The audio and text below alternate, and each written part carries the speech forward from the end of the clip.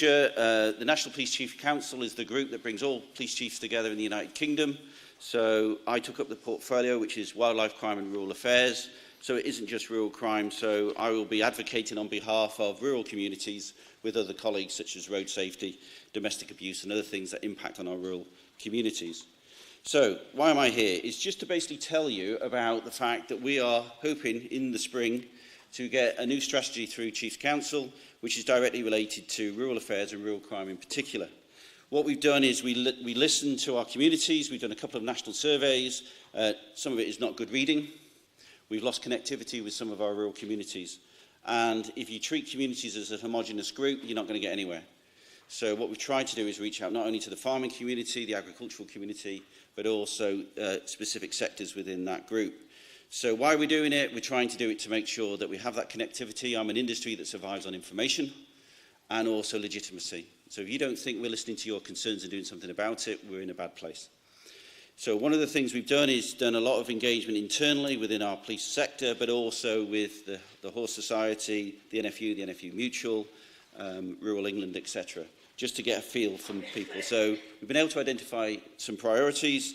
Those priorities are about 6 that we're going to concentrate coming from yourselves and from our local communities. So farm machinery, plant and vehicle theft, livestock offences. We're looking at both the theft of and the worrying of said, fuel theft, both residential and from businesses. Fly tipping, although local authorities have the lead, it's a really significant impact on all of our communities.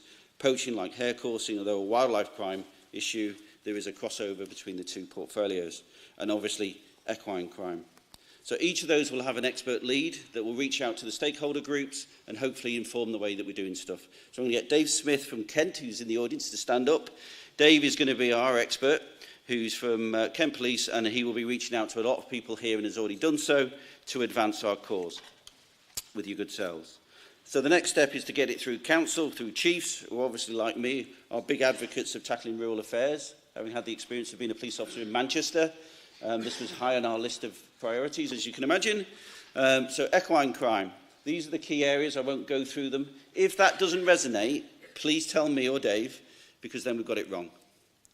If these are the things bothering you, then these are the things we need to work with you to tackle. So how are we going to do it? Like most things, you only ever achieve things through people and problem solving.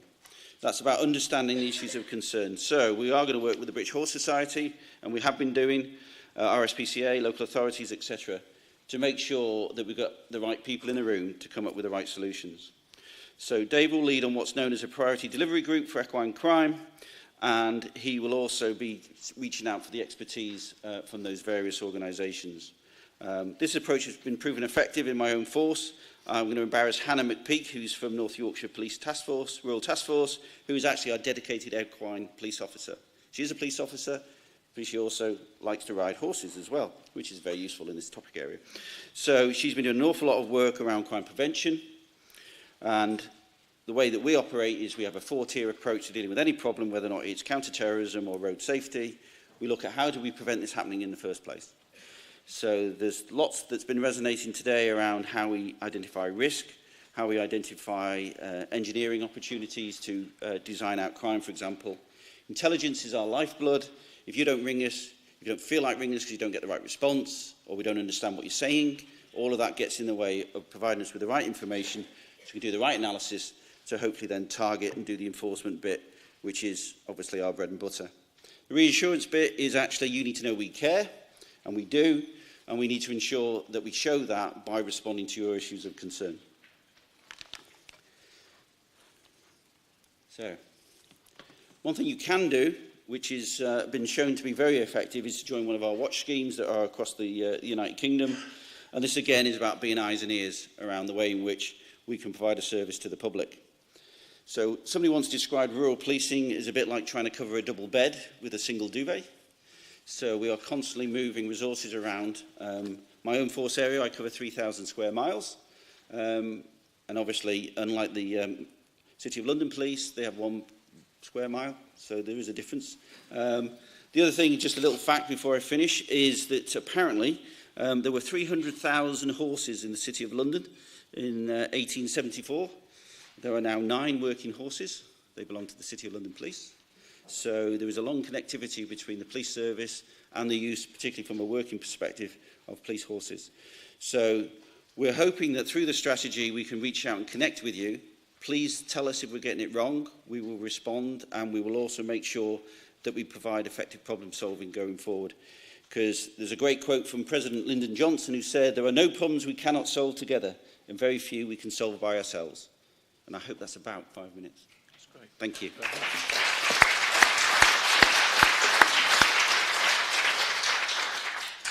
Thank you very much. And please, if you've thought of areas that weren't on that slide, please let the people here today know, because it would be really helpful, so that it is an interactive sort of thing to build on.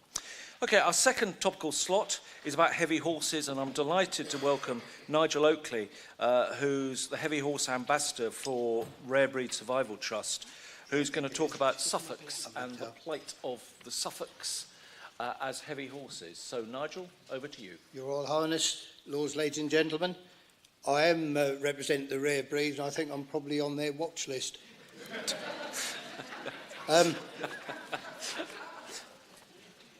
Although most land work now is done by mechanical means, the RBST and a good many of us think there is still a place for the heavy horse. The RBST was founded in 1973, and since that date we haven't lost one native breed. The RBST works to monitor, save and promote UK native breeds of livestock. They monitor the number of rare and native breeds. Every year data is collected from breed societies, and the number of animals registered in a year are used to estimate the total number of breeding females, producing their annual watch list. They promote threats to the breed, such as inbreeding and geographical concentration. RBST monitor and try to reduce these. They save genetics in the UK National Livestock Gene Bank. If a breed were to become extinct, this still can be used to revive the breed. They save animals in emergencies. RBST will buy genetically important stock and place that in approved breeding centres. They promote the breeding, registration and use of rare and native breeds through their network of staff, members, support groups and partners. Currently, their main campaign focuses on the UK's breeds of heavy horse. Their aim is to raise awareness of the unique and important animals and to fundraise a collection for each breed of heavy horse for inclusion in the UK National Livestock Gene Bank. There are 3 breeds of heavy horse in the United Kingdom: the Shire, the Clydesdale and the Suffolk. The Shire is category 4, which is the most numerous of the breeds. Before mechanisation, the Shire was, well, the mainstay in agriculture and in industry. The Shire and then the Clydesdale, which is category 3, have both got a joint that can manage road work, so they were quite popular with the breweries and with industrial work, whereas the Suffolk, although the Suffolk is category 1, it's the oldest of the breed, but unfortunately the most rare. It is category 1, categorised it as critically endangered.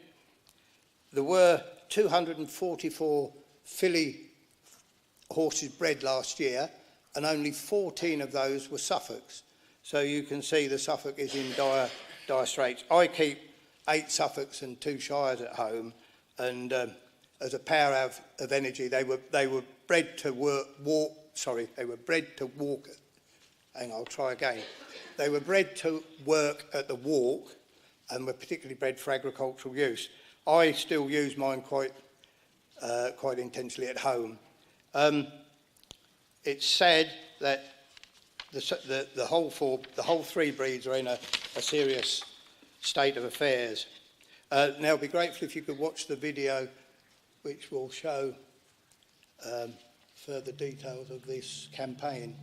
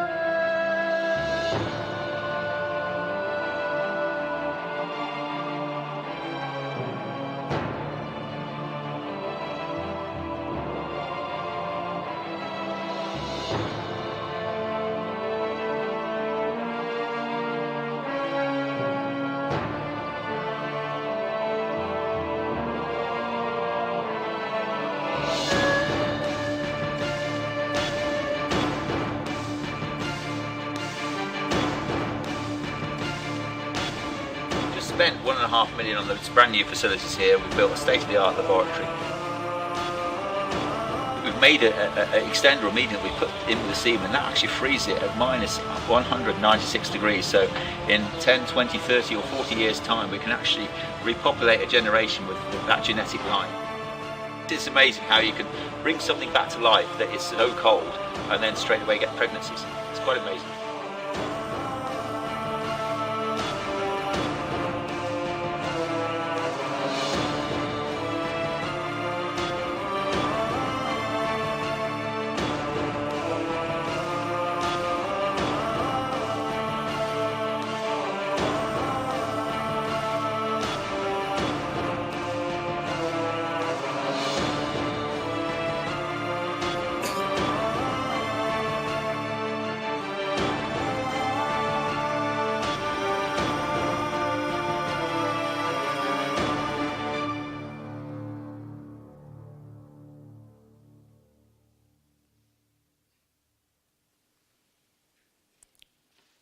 Well, there we are. As I said, there's only 14 of that 244 were Suffolks.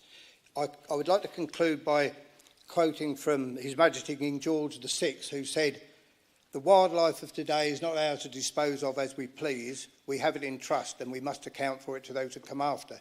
If you substitute wildlife for rare breeds, I think our obligation in a nutshell. Thank you for your attention. Thank you.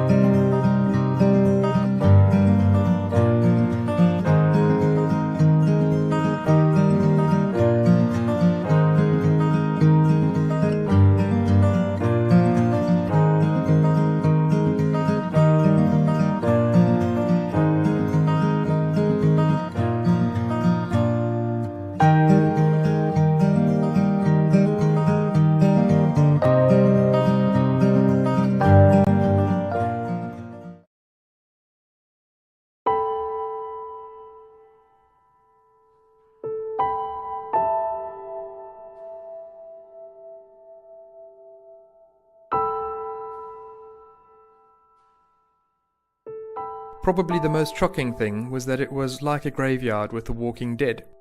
They had so many lice on them that we had to do a full body clip to get rid of all the parasites before we could even start treating them. The scale of it seemed enormous. I think it opened the eyes of many members of the British public who hadn't seen animal cruelty before.